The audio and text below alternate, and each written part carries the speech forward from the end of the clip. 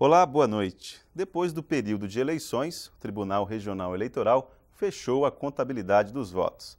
Entre os candidatos, duas personagens se destacam. Edivaldo Magalhães, líder do governo na ALEAC, volta para a Assembleia como o deputado estadual mais votado, com mais de 6 mil votos. Ao lado de Edivaldo está Perpétua Almeida, sua esposa, reeleita deputada federal, com mais de 28 mil votos. E é com ela que nós conversamos agora no Ideias da Aldeia. Deputada, seja bem-vinda ao Ideias da Aldeia novamente para uma conversa aqui com todo o Acre. Obrigada, companheiro. E olá ao povo do Acre, que através da nossa aldeia acompanha o que está acontecendo em cada pedacinho desse estado. Deputada, em que essa campanha, essas eleições, foi diferente das anteriores? Olha, no meu caso específico, eu fui candidata pela primeira vez como vereadora em Rio Branco. Naquela época eu fui a mais votada da Frente Popular, fiz campanha só em Rio Branco. Na eleição seguinte eu saí para deputada federal, fiz campanha em Rio Branco, em Cruzeiro, Manso Lima, naquela região, e Tarauacá, que era onde a gente tinha o PCdoB. Essa eleição para mim foi diferente, porque eu não concentrei a campanha em Rio Branco. Eu viajei todo o estado do Acre, porque como eu imaginei, olha, agora eu sou deputada federal. Eu não posso ser deputada deste ou daquele município. Eu tenho que ser deputada federal do Acre. Tenho que levar o meu trabalho, o meu mandato em cada pedacinho desse estado. Então eu rodei. Em alguns municípios eu fui 2 vezes, 3 vezes. Então esse foi o diferencial para mim. Foi até muito mais cansativo. Teria sido até mais fácil ficar só em Rio Branco, porque aqui tem a metade do eleitorado. Fiz a minha campanha aqui, mas eu sei que aqui tem um eleitorado já firme. Mas eu fiz questão de rodar o Acre. É simbólico e importante que se faça. É simbólico, é importante. Eu não posso... Eu sou a única mulher deputada federal pelo Acre mais uma vez. E eu não podia deixar de rodar o nosso estado, né? Que responsabilidades lhe dão essa condição de ser a única mulher? Eu sinto, viu, Itaã, que às vezes eu até coloco isso dentro da bancada. Digo, olha, eu tenho uma responsabilidade maior do que vocês. Pelo menos é como se eu sentisse que metade do eleitorado estão de olho em mim. As mulheres estão de olho em mim, elas são muito mais exigentes, tanto nessa questão da ética, como na postura, na forma de abordar questões, nos embates, como é que a gente se comporta. A nossa mulherada, e principalmente essas mulheres acrianas que são guerreiras, elas também são muito observadoras, eu sei disso. Eu sinto uma responsabilidade de não decepcioná-las nunca. E a eleitora, ela é mais desconfiada em relação à candidata? Eu acho que... Pelo que eu acompanho nesse processo eleitoral, tanto homens como mulheres vêm migrando um pouco o voto. Essa coisa do voto feminino. Eu ouvi muito isso. Eu ouvi as pessoas dizer, olha, agora só voto em mulher. Eu via isso constantemente. Também, claro, a gente sabe que muitos companheiros homens têm tido posturas corretas, éticas, é tanto que a maioria retornou à Assembleia Legislativa. Inclusive, essa votação do Edivaldo, na minha opinião, é uma expressão de que o povo do Acre estava acompanhando cada passo do nosso governo. E o Edivaldo mesmo dizia, eu tenho o maior orgulho de ser líder de um governo sério que tem no Acre. Líder por 2 mandatos seguidos, isso nunca aconteceu. Então, o eleitorado do Acre também está sendo mais exigente, não só as mulheres, mas todo o eleitorado. Essa eleição do Edivaldo também, de certa forma, é um aval que se dá ao projeto de desenvolvimento. É verdade. Porque o Edivaldo Magalhães foi um dos maiores defensores, junto com outros companheiros também ali, mas na Assembleia ele era O Edivaldo, na minha opinião, foi o principal defensor dessa unidade da Frente Popular. Porque não é fácil você ser líder do governo e em alguns momentos ter que botar o dedo assim, na cara de algumas pessoas que só sabiam esculhambar com o trabalho do Jorge, com o nosso senador Tião Viana, com o trabalho que a gente vem fazendo nesse estado. Às vezes tinha que botar o dedo na cara e, num segundo momento, ter que chamar para uma conversa, para poder discutir o que era maior, o que era mais importante do que qualquer discussão, do que qualquer desavença, que é o Estado como um todo. Isso, para mim, e o povo percebeu. E o próprio Edivaldo, ele não teve tempo de se preocupar com a campanha dele. Aliás, o Edivaldo não era candidato a deputado estadual. Edivaldo era o nosso vice, né? E chegou o momento em que ele mesmo percebeu e disse, olha, a gente precisa trazer o Juruá com mais firmeza, com o coração para a nossa chapa. Porque o Edivaldo já estava sendo visto como mais um no governo da Floresta. A gente precisava ampliar melhor ali naquela região do Juruá. Então ele tomou essa decisão e quando correu para fazer a campanha dele de deputado estadual, já correu atrasado. Mas eu acho que foi assim uma forma que o povo teve de gratificar o Edivaldo, de reconhecer o esforço dele pela unidade da Frente Popular. Acho que isso foi uma das vitórias que eu considero mais importante. Sempre os líderes de outros governos perderam a eleição. O Edivaldo ganhou a eleição anterior e ainda foi o mais votado nesta eleição. Significa que o nosso projeto de governo, de unidade da Frente Popular, foi o projeto mais acertado para o Acre. Reforça realmente a aprovação do projeto de desenvolvimento. E em relação à legislação eleitoral, deputada, quais, nessas suas andanças pelo estado do Acre, quais foram os avanços e quais foram os problemas, os retrocessos que essa nova legislação trouxe? Olha, eu acho que ali naquele congresso é uma confusão.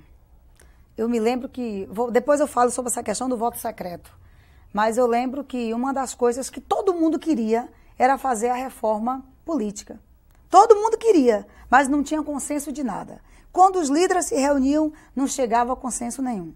É tanto que saiu de última hora essa tal reforma política que, não, na minha opinião, não ajudou muita coisa. Foi bom você estar colocando na internet a prestação de contas, de vez em quando, mas essa atual legislação, na minha opinião, ela ainda não coíbe essa questão da compra de votos. Isso ainda tem no Brasil, no Acre, isso a gente sente as coisas no ar, a gente sente isso. E eu, particularmente, fiquei muito triste no dia da eleição. Quando eu chegava nas ruas e as pessoas não podiam ter uma bandeira na mão. O TRE, Polícia Federal, mandando tomar bandeira de todo mundo. Que é isso?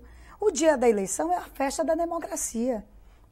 O que estava proibido era fazer boca de urna. E deve ser proibido. Porque a gente sabe que tem parlamentares que às vezes eles precisam de 3 mil votos, mas eles põem 5, 6 mil pessoas na rua. Isso é abuso de poder econômico. Agora, proibir as pessoas de circular, de andar com a bandeira, de se manifestar, de dar um grito pela alegria, pela vitória, não acho correto isso. Porque o dia da eleição é um dia que a gente tem que se manifestar mesmo. Puxa, o dia da eleição é um dia tão importante. É o dia que o eleitor decide se vai manter os seus representantes ou se vai tirar. Como cada um se comportou. E acho que o povo do Acre deu uma lição. Principalmente o Congresso Nacional foi extremamente abalado. Se você der uma olhada, não voltou a metade do Congresso. E aqui no Acre, só apenas dos 8 deputados federais, apenas 3 voltam. E quando a gente olha a votação, dos 3, 2 voltam com uma votação muito menor. Então é para a gente se avaliar também, todos nós. Inclusive eu, que tive uma grande votação, mesmo assim, pesa nas minhas costas a responsabilidade de cada vez mais me esforçar, mas também um caminho para me reavaliar meu mandato, melhorar cada vez mais. Bom, inclusive essa renovação parte dentro da própria Frente Popular, né? Partiu de dentro da Frente Popular. Agora, por outro lado também, o povo também está atento. Quando ele olha o governo da Floresta e acompanhou o mandato dos deputados estaduais, você percebe que a maioria dos deputados estaduais da Frente Popular voltaram à Assembleia. Isso também o povo está dizendo, a gente punha aqui, mas a gente também disse que gostou disso ou daquilo outro. Acho que o resultado da eleição do presidente Lula também é algo para a gente reavaliar aqui. Acho que a gente sempre se confiou que o presidente Lula sempre ganhou a eleição no Acre. É verdade. E acho que tem 2 motivos aí esse resultado. Na minha opinião, um dos motivos é a nossa autoconfiança de que o Lula ganharia. E aí acho que a gente não se deu conta de que nós precisávamos avaliar os últimos 15 dias desse processo nacional de denúncias, porque isso podia interferir no Acre como interferiu. O eleitorado do Acre, nos últimos 8 anos, tem ficado muito exigente com essa questão da ética. E aí eu acho que foi uma forma também de dizer ao nosso governo federal, olha, aqui está errando, vamos melhorar. Mas eu também acredito que o Acre, eu já percebi, desde segunda-feira que eu estou agradecendo votos. E por onde eu tenho andado, as pessoas têm dito, agora é Lula. Eu já disse dentro do PCdoB, a campanha não acabou. Porque o Acre, Itaã, não pode ser ingrato com o presidente Lula. O que a senhora argumentaria para o eleitor para reforçar essa ideia de que o Acre não pode ser Olha só, é só a gente fazer algumas contas. O presidente Lula foi o presidente que mais ajudou o Acre. Primeiro, ele reconheceu o nosso Estado e nos deu a primeira-ministra, que, de certa forma, saiu daqui, que é a ministra Marina Silva. e que hoje ela está colhendo os frutos positivos do trabalho dela. No início do governo, a nossa ministra foi, de certa forma, não entendida pela mídia nacional. E hoje a Marina está mostrando que o trabalho que ela fez hoje está tendo resultados. Segundo, quando a gente vê o Bolsa Família, o Acre tem 40 mil famílias recebendo o Bolsa Família, que é aquela ajudazinha que chega na mesa do trabalhador, das pessoas mais simples, que ajuda a comprar a farda. Que teve nessa campanha candidatos dizendo que aquilo ali era o Bolsa Miséria. E que não é. É uma ajuda que as pessoas precisam para melhorar a sua vida. Nós queremos é aumentar cada vez mais o Bolsa Família. Portanto, 40 mil famílias no Acre. Se você for multiplicar isso por 4 pessoas na família, são mais de 160 mil pessoas beneficiadas pelo governo do presidente Lula. O presidente Lula, quando a gente compara os 3 anos e meio do presidente Lula e os 8 anos do presidente Fernando Henrique Cardoso, o Fernando Henrique Cardoso mandou para o Acre 12 milhões para o programa Luz para Todos. É tanto que a gente nem ouvia falar nesse programa. O presidente Lula, em menos de 4 anos, mandou 160 milhões. Hoje, todo mundo está acompanhando que a energia está chegando nos ramais mais longe. Eu acompanhei, tá, alguns gestos de emoção de algumas famílias, dizia assim, deputada, hoje eu posso olhar para o meu filho dormindo, porque agora eu acendo a luz e gosto de vê-lo dormir. Tem outros que diziam, olha, eu fico emocionado porque a energia chegou dentro da minha casa, num dos lugares mais longe do Acre, e eu não precisei me humilhar para nenhum político para ter a luz. Não precisei me humilhar para ninguém para pedir o transformador. O presidente Lula colocou a energia na minha casa. E nós sabemos, Itaã, o Jorge vai ser ministro do Lula. Para que fato mais importante para o Acre? A gente não gosta tanto do Jorge Viana? Nós não dizemos que o Jorge Viana foi o melhor governador que passou por esse estado? Foi quem, de certa forma, resgatou a nossa dignidade? O Jorge foi quem tirou a gente da fama, da mancha negra do esquadrão da morte, do crime organizado. E todos nós sonhamos em ver o Jorge Viana ministro do Lula. E eu sonho mais ainda. Eu sonho em ver o Jorge Viana ministro do transporte. Porque aí eu acredito definitivamente que a gente vai ter dinheiro suficiente para fazer essa estrada até Cruzeiro do Sul. E só tem um jeito do Jorge ser o nosso ministro. Se o Lula ser mais uma vez o nosso presidente da República. Deputada, para nós finalizarmos esse primeiro bloco, eu gostaria que a senhora fizesse uma reflexão a respeito da cláusula de barreira. É esse instrumento que entrou no Congresso Nacional com o argumento de que fortaleceria os partidos mais representativos. Eu queria que a senhora nos explicasse primeiro o que é a cláusula de barreira, de forma sintetizada, e o que acontece com um parlamentar cujo partido não conseguiu ultrapassar a cláusula de barreira. Olha só, então, a cláusula de barreira, na nossa opinião, ela é fruto dos governos autoritários. Isso existia na Alemanha.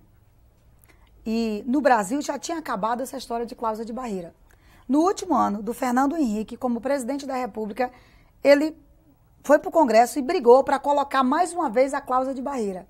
Isto é, os partidos que querem sobreviver como partidos políticos, usufruindo do tempo na televisão, das bancadas, do tempo de representação no Congresso, precisavam ter 5% dos votos nacionais ou 2% em pelo menos, se eu não me engano, 9 estados. Isso é autoritário demais. Você dizer como os partidos devem se comportar ou o eleitor deve votar. Porque se a gente olhar dessa forma, vamos voltar ao bipartidarismo no país? Vamos voltar só aos grandes partidos? E a gente sabe que é nos grandes partidos que tem a dança de cadeiras. É só a gente dar uma olhada no país, como é que foi essa legislatura. A mudança foi entre os partidos maiores, não foi dentro do PCdoB, não foi dentro do PV, não foi dentro do PSB, não. E nem dentro do próprio PPS, e nem dentro do próprio PSOL. A dança de cadeira aconteceu nos partidos médios e nos grandes partidos. Portanto, são os partidos médios e os grandes partidos os que fazem o pula de parlamentar, que transforma os parlamentares em macaco, pulando de galho em galho. Nós queremos acabar e derrubar essa cláusula de barreira, porque nós compreendemos também que a cláusula de barreira é uma forma de tirar a esquerda dos partidos políticos, de acabar com os partidos de esquerda. Mas, deputada, até que ponto um partido pequeno pode fortalecer a democracia? Fortalecendo. O PCdoB não é um partido grande. O PCdoB é um partido pequeno. Mas o PCdoB sobreviveu às ditaduras, sobreviveu à clandestinidade, às guerrilhas que teve pelo mundo. O PCdoB é fruto disso. E o PCdoB tem ajudado a resgatar a democracia do nosso país, a não se calar quando o nosso povo está sendo intimidado. Portanto, um partido que tem mais de 80 anos de existência não pode, de certa forma, ser proibido de continuar aparecendo na televisão. Porque deixar de existir o PCdoB não vai. A cláusula de barreira não proíbe a existência dos partidos. Ela apenas impõe regras, que são regras autoritárias, e que, na minha opinião, ela não sobrevive a uma primeira reforma política decente. Porque aí não é possível que os grandes partidos não percebam que estão sendo autoritários e massacrando os pequenos partidos. O que a gente tem que fazer é garantir a fidelidade partidária. Fidelidade. O parlamentar se elege por um partido, ele deve se manter naquele partido e honrar aquele partido. Fidelidade partidária é correto. E o que acontece o que acontece com o parlamentar que pertence a um partido que não conseguiu transpor? Que não conseguiu. A dificuldade de participação nas comissões, no Congresso, não nas assembleias. Isso vale para o Congresso Nacional. A dificuldade de participar dos horários eleitorais gratuitos. Passaria a ter um tempo bem menor a cada 6 meses. Mas olha, quem sobreviveu à clandestinidade e continua existindo, vamos sobreviver a mais esse massacre que os grandes partidos estão tentando fazer sobre os pequenos. Deputado, nós vamos fazer um breve intervalo e voltamos a falar sobre política no próximo bloco, tá ok? O Ideias da Aldeia volta em instantes.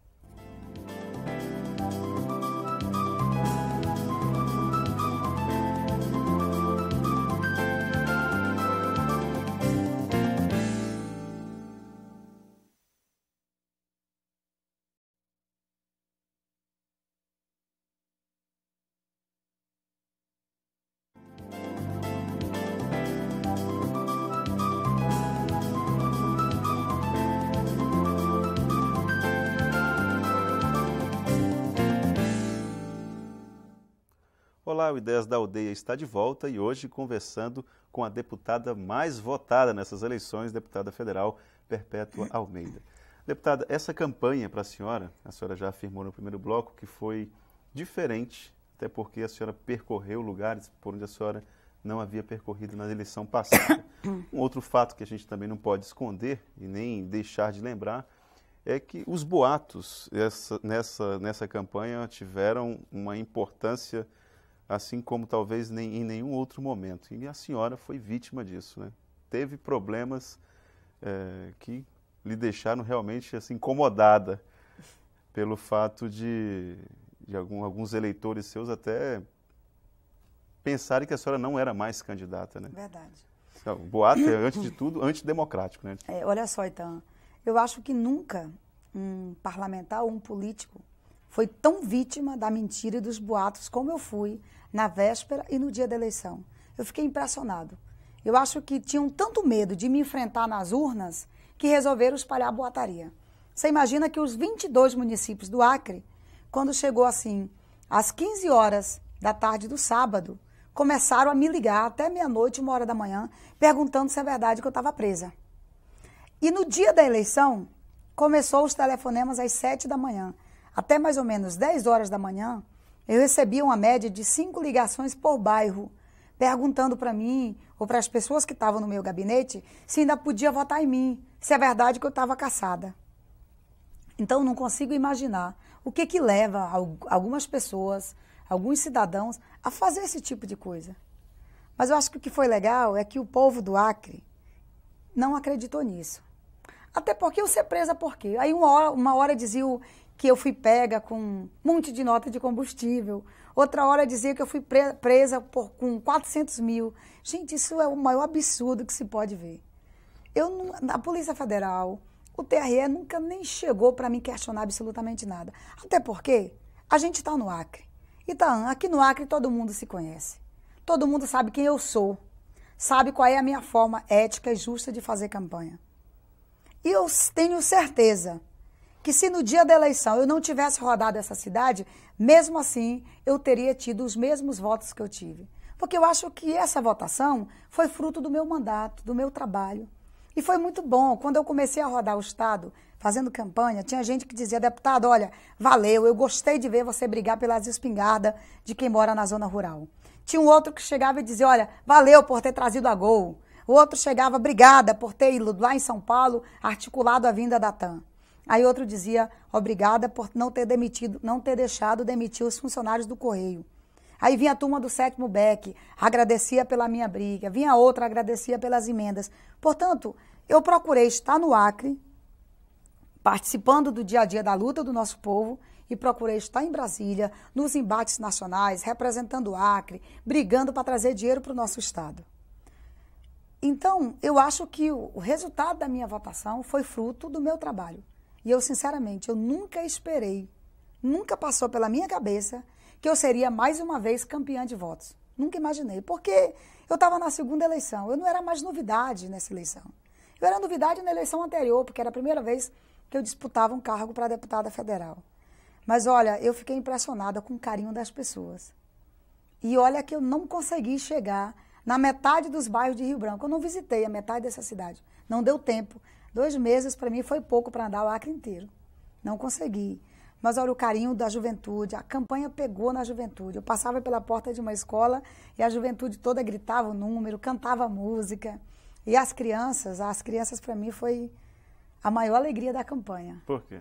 Porque, olha, o que tinha de pai, de mãe, que chegava para mim e dizia, olha, eu vou votar em você, porque lá em casa a minha filha convenceu todo mundo. O meu filho convenceu todo mundo.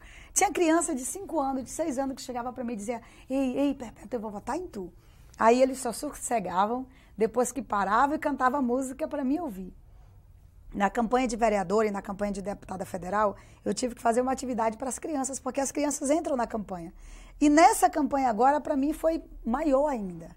Eu inventei de fazer uma atividade aqui, achando que ia dar 100 crianças aqui na praça, deu mais de 300 crianças na praça, com bandeira do Acre, com a nossa bandeira de campanha. Eu acho que uma coisa legal na campanha que as crianças gostam, elas adoram a bandeira do Acre. Elas adoram aquela música animada. Então, essa meninada de 10 anos, de 5 anos, de 11 anos, muitos deles vão estar votando na próxima eleição. E é tão bom eles participarem desse processo agora. E participarem de uma campanha limpa, ética. Porque eu não tenho dúvida, Alan, ou Itaã, a minha campanha sempre foi uma campanha muito animada. Eu não tenho cabos eleitorais nas ruas. Eu tenho militantes que se apaixonam pela nossa campanha, muitos militantes do PCdoB, outros que no final da campanha vêm se filiando no PCdoB, porque gostam da alegria que a gente põe no dia a dia. Porque se não tiver alegria, se não tiver bandeira, se não tiver uma música boa, se você não falar de propostas boas, ficar só esculhambando, o povo não gosta disso. O povo quer que a gente dê alguns cacetes de vez em quando para mostrar a verdade, mas o povo também quer que a gente fale de coisa boa, né? Deputada, e em relação ao Juruá, nessas suas andanças, foi diferente o Juruá que a senhora viu na sua primeira campanha para deputada federal e o Juruá que a senhora viu agora? Foi muito diferente, inclusive nas duas campanhas. Nessa campanha para deputada federal, eu particularmente fiz pouca campanha em Cruzeiro, praticamente não fiz campanha em Cruzeiro. Fiz mais ali em Manso Lima, um pouco em Rodrigues Alves, dei uma passada em Taumatugo, porque eu vi que estava congestionado. Cruzeiro do Sul era o município que tinha mais candidatos a deputados federais. É tanto que 3 deputados federais se elegeram com uma votação de Cruzeiro do Sul, que foi o Derlei, o Henrique Afonso e o Gladys Camili. Ainda tinha o deputado Tota ali também, que deveria se eleger com a votação daquela região. Então eu pensei, olha, aqui está muito apertado, eu não vou entrar aqui. Por exemplo, Brasileia. Eu sempre respeitei muito. Onde tinha um parlamentar daquela região, eu sempre respeitei. Eu ia para Brasileia, subia no palanque e pedia voto para o meu amigo e companheiro Zico. Mas, claro, eu tentei fazer a minha campanha lá de forma a não invadir a área de ninguém. Eu sempre respeitei muito os nossos aliados nos municípios onde eu chegava. Agora, pegando pela questão majoritária, nossa, como foi bom a vinda do César Messias para a nossa chapa. Porque Cruzeiro do Sul, e eu acho, Itan, que nós cruzeirenses, o João Paulo, meu sobrinho, tem uma mania de dizer que nós cruzeirenses, quando a gente já nasce se sentindo assim meio desconfiado, porque nós não somos a capital. Eu acho que a gente tem esse sentimento. E eu sou cruzeirense e tenho esse sentimento também. Essa coisa do bairrismo na gente é muito forte. Eu tenho procurado, inclusive, me livrar um pouco dessa coisa do bairrismo, porque eu tenho que ser deputada do Acre inteiro. Mas lá em Cruzeiro do Sul tem uma tradição muito forte, que é de votar em quem está ali no dia a dia da luta. E as eleições mostrou isso. A eleição do Gladys, do Henrique, a própria votação que o Tota teve foi uma grande votação. Do Iderlei, das 4 deputadas mulheres daquela região, que foi a Perpétua, a Maria Antônia, a Idalina e a Antônia Salles, o deputado Edivaldo também daquela região, o deputado Taumaturgo teve uma grande votação naquela região, que é de lá, e ainda teve o deputado Hugo Gonzaga. Então o Juruá, ele pega assim, eu disse, olha, aqui esse pedaço é nosso, aqui a gente vai garantir o nosso espaço. O Juruá, quando bota a cara, vai com firmeza. E foi bom que dessa vez o Juruá botou a cara para a Frente Popular. E foi isso a importância da vinda do César Messias para a nossa chapa. O Edivaldo mesmo dizia, a gente precisa botar o Juruá junto. Essa unidade a gente precisa fazer acontecer na política. E acho que o nosso próximo governo, acredito muito que o Binho, com essa participação do César Messias na chapa, nós devemos e vamos, com certeza, mudar a nossa forma de fazer política no Juruá. Nós não podemos ir lá apenas fazer para o Juruá. Nós temos que fazer com o Juruá, ouvindo os problemas daquela região também, que é diferente daqui. É porque esse bairrismo ao qual a senhora se referiu aí, ele tem que ser trabalhado de forma a ser construtivo, claro, né? E não ser... E vim para ajudar, inclusive. Deputada, para finalizar essa nossa conversa, eu gostaria de saber da senhora, como parlamentar federal, deputada federal, trabalha no parlamento, onde se pensa o país, a legislação. Gostaria de saber da senhora como fortalecer a ideia, como pensar uma forma de trazer para o cidadão a ideia de que a democracia ou a cidadania, ela não se faz apenas no dia da votação, apenas no dia da eleição. Com certeza. Olha, então, um dos momentos mais emocionantes que eu vivi no dia da eleição foi um jovem, que eu nem lembro o nome dele. Eu tinha encontrado ele num show de rock. Eu fui no show de rock e pedi voto da juventude. E aí, no dia da eleição, já quando estava quase certa a nossa vitória, ele chegou para mim, me deu um abraço e disse assim, deputada, eu votei em você porque eu acredito em você. Eu acredito que você é sincera. Eu acredito que você vai ajudar a tirar os corruptos do Congresso Nacional. Isso para mim foi muito forte. Aliás, o Acre está de parabéns, porque foi um dos estados que não devolveu para Brasília nenhum dos deputados envolvidos em corrupção.